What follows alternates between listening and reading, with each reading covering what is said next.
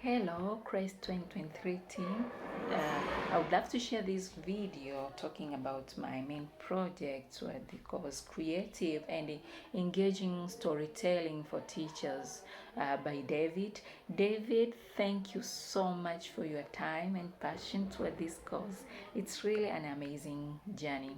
I've learned that there is a very big difference between telling a story and reading a story. Reading a story that has been crafted by one writer will be taught the same, will be read the same by generation to generation. For example, reading a poem about a Song of Lawina and Call by Okoti will be the same, even if it will be taken out of Tanzania, maybe in UK or Japan, will be read the same.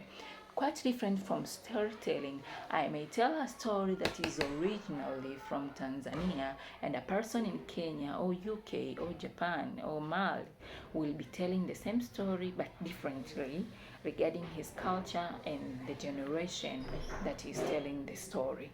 But also, when we are doing the same, we are remembering to honor the storyteller by telling all the important keys of that particular story.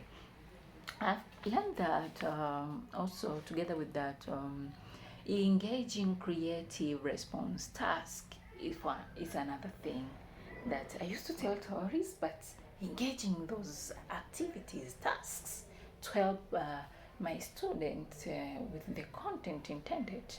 I was not doing that so much, not at all, I can say. Uh, Now I am going to use them in my classroom. I've learned that I can prepare my lesson, my content, and I can tell a story that within will the content related to the what I'm teaching at that particular day will be in.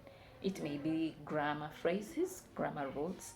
It may be word class, for example, action words. It may be any phrase that I need my student to capture that particular day.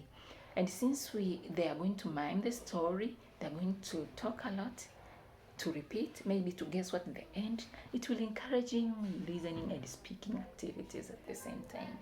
We are going to teach those patterns, maybe direct or indirect rules inside that story. Students will repeat those sentences, phrases, and at the end of the day they will be master the content that were intended, and they will use it communicatively since they will be telling the story with those patterns. So that's my big part that I have learned and I'm going to use in my classroom. David shared a lot of extracts so far with different stories within. I've enjoyed reading them, including The Bridge, The Leo and Gao, A Chinese Tale, The Small Bird, Wisdom. It's and today I would love to share this Turkish tale, The Sleeve. Please welcome and enjoy. Um, the slave. In this village lived a very rich and important man. When one day he invited Nasruddin to his party, to the dinner party. When Nasruddin came to the party, he was still wearing his ordinary working clothes.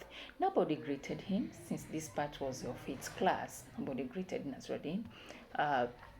So he was not offered any food, even a table. Instead, he was sent away. Nasruddin went home and returned. When he returned, he dressed in his finest kaftan with beautiful and wide fan-lined sleeve. He was warmly welcomed and greeted by rich and important people and the host himself, and invited to sit at the table. When time for food came, he went to save some food for himself. When he was reaching for some meat, his sleeve was hanging in the soup. Remember, they were long. So the host told Nasruddin in a silent way that nobody should notice. Hey Nasruddin, look what your sleeves, they are getting to the soup. Nasruddin hadn't, at the beginning they did not honor him, so he kept on. And then the host repeated again in a quiet voice and said, hey Nasruddin, look at your sleeves, they are getting to the soup. You're embarrassing yourself. Nasruddin this time was like, okay. He said, eat, oh my sleeve, eat. You are the one who is invited in this party, not me, my bestie. So eat, eat. So he did not care and kept his sleeves getting to the soup like that. And that's the end of my story. Thank you so much for your time. I love you all.